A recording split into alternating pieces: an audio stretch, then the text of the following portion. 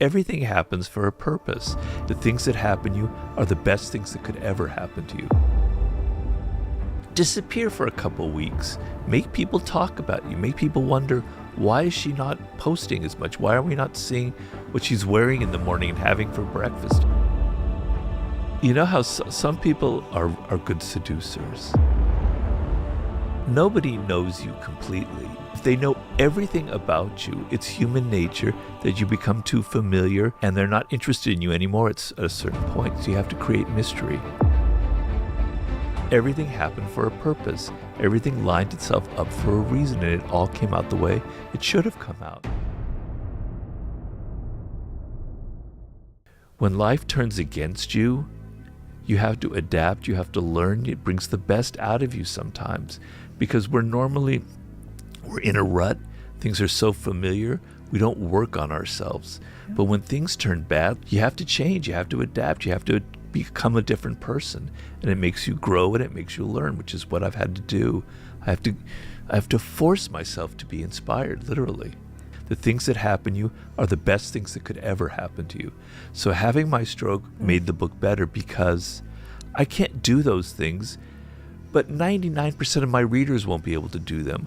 I'm showing you how you can look at life sitting in your office, sitting in your chair, having your breakfast, and you can have these experiences in your day-to-day life. You don't have to do things that are extraordinary. Yeah. Because life is extraordinary. There's nothing to complain about. Everything happens for a purpose. Yeah, in the moment when somebody does something irritating, my first instinct is to complain and even whine a little bit. But then I calm down and I go, it's not important. It doesn't matter. You don't need to complain about this. In fact, just think of it as birds singing. Calm down. Don't be upset. It's actually training you to not get upset. So the bad things that happen to you are training you to not take them so seriously, or to find a way to use them. Nothing is ever really bad. People often ask me in these interviews, if you were 20 years old and you knew what was going to happen to your life, would you go back and tell yourself something and do something differently than the way you did it? Or do you have any regrets, Robert? I have no regrets. I wouldn't change anything, because everything happened for a purpose. Everything lined itself up for a reason, and it all came out the way it should have come out, because I embraced it and I found a way to learn something from it. So even when I had a bad job, my attitude was, I'm going to learn about people. I'm going to learn about what I hate and what I love. There's no wasted time in life. If I had to think of one thing that's wrong about humans or about us, is that we think too much. We overanalyze everything, and in overanalyzing and thinking too much, we ruin things. We ruin what could be good, what could be pleasurable, what's normal. So if we think and think and think, we're inevitably going to find something negative to uncover about that. So we think and we create things that are good or bad or whatever, but they're just things that happen. They're not good or bad. They just are events that happen.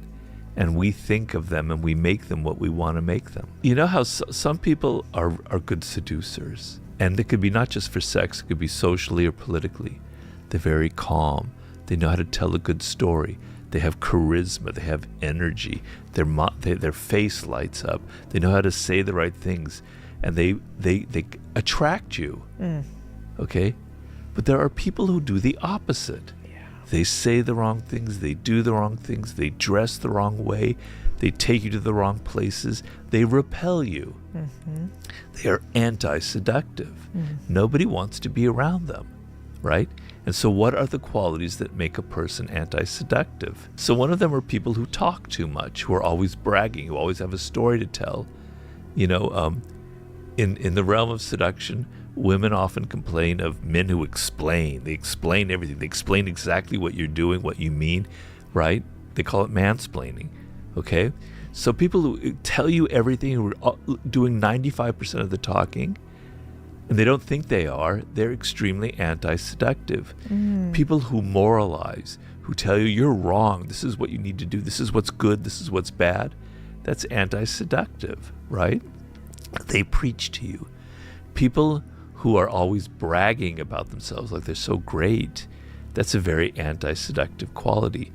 I think being vulgar is an anti-seductive quality because it's like you have no self-control. You don't look at yourself and realize what you're saying or how you're dressing or how you're looking is actually kind of off-putting, right? So a seductive person is self-aware. They're self-aware of their body language, of the clothes that they wear, of how they talk. The anti-seductive person has no self-awareness. They enter life, they don't look in a mirror, they don't think about what they're saying, they just think they're being natural, and they offend a lot of people. You talk in seduction about mystery, but in the era of social media, you have to be out there all of the time, right? You talk in the 48 Laws of Power of creating distance and absence, using absence to create respect and honor, which is one of the laws. How do you do that in the era of social media? You always have to be out there. You have to be familiar. And I say, if you do too much of that, people will become so familiar with you that you're going to lose that aura of being a celebrity. They're going to take you for granted. And you might shine for a year with being out there and having all of your posts and doing all of these things. But after a year, they'll find somebody new who they haven't seen before, and you're not so new anymore, and they'll find them and they'll leave you, and it'll be very painful for you. You have to keep people on their heels. They can't know everything about you. And what I said is, disappear for a couple weeks. Make people talk about you. Make people wonder, why is she not posting as much? Why are we not seeing what she's wearing in the morning and having for breakfast and all these other things? I said, Beyonce did that. She disappeared for like a couple of years, and then she comes out with like a country western album that nobody expected. Michael Jackson did that. He would disappear between albums for 3 or 4 years, and it just made people go crazy and talk about him and wonder who he was. That was before the era of social media, I grant, but you have to disappear sometimes so people don't take you for granted. If they know everything about you, it's human nature that you become too familiar and they're not interested in you anymore at a certain point. So you have to create mystery. Nobody knows you completely. People will take you for granted after a couple of months, right? They were so interested in you in the beginning, and now it's kind of dwindling. They take you for granted because they think they know everything about you. If you surprise them, if you say something different, if you take them to a place where they never thought that you would take them to, if you dress a certain way that seems a little bit out of character, not completely out of character, they go, wow. You need to do that in a relationship constantly. Otherwise, it's just going to fizzle. All the energy is going to go out of it. So the first thing we have to agree on here is you want the ability to influence people. You want the ability to persuade them, to be able to move them to some degree in your direction, to get them interested in your ideas, and to be honest with yourself that this is something that you want. The second thing you have to be aware of is that you're usually going at it from the wrong end. You're thinking first and foremost about yourself. This is the number one problem that afflicts humanity in the world today. We are all becoming so much more self-absorbed and so much more narcissistic. And a lot of it is understandable. We're spending so much time on our smartphones and our virtual worlds and not enough with other people and interacting with them and getting inside their spirit and their mentality. The most important thing that you need to judge a person by as far as seduction is how vulnerable they are. And I don't mean that in a negative sense of how you can torture them and make them do whatever you want. I mean in the sense of, are they open to other people? Do they have a degree of empathy? Are they able to kind of feel what other people feel? Do they have a sort of sensitivity to them? Or are they so insecure? A lot of men would come to me with this problem after I wrote the book, which is, I'm always thinking about what I should say, what I should do in this situation. I'm in a bar, I'm meeting her for the first time. You've got to flip the script. You've got to stop thinking of yourself, about your insecurities, about what you must do, about what you must say, about your behavior, about how you look, and you must focus on the other person, on what they want, what they need, and what their world is like, and what their spirit is like. First of all, there's the desire to be a seducer, which a lot of people will say, oh, I don't want that, I'm not interested in that. And what I'd say in the book is, remember the time that you experienced probably in your life when another person had fallen in love with you. and you sensed that you had power over them, that they were under your spell, that the things that you said excited them and interested in them.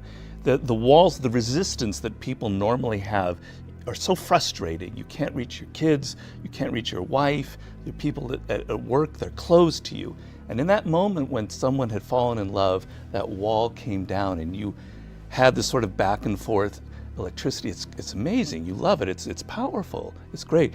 You want that. You don't want the sexual version of it in your office, obviously, but you want to be able to persuade, to get people to lower some of their usual walls and resistance to you.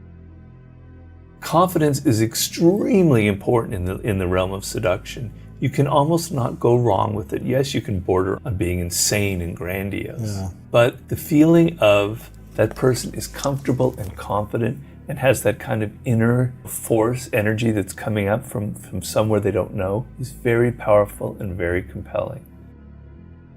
If you're the pleasing type, which is your whole strategy in life is pleasing other people, getting them to like you, it doesn't come from a place of security. It comes from a place of deep, deep insecurity. You don't understand really who you are, and so you can't control it. And so you're always trying to please people. We can sense, we can smell people's insecurities. And when it comes to like seduction between men and women, women have a sixth sense of they can smell an insecure man. They can smell it in you.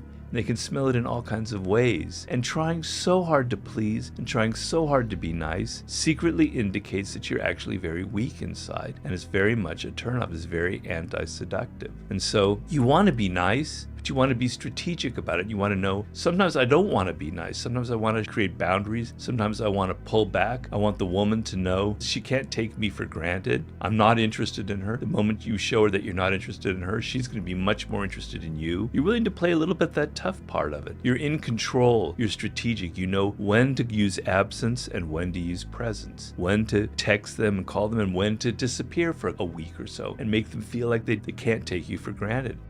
If you think about your life, you spend a lot of your life kind of being defensive. People are always trying to get something from you. Advertisers are trying to get you to buy their product. People are in your face. They want you to do this, that, and the other. And so you get defensive.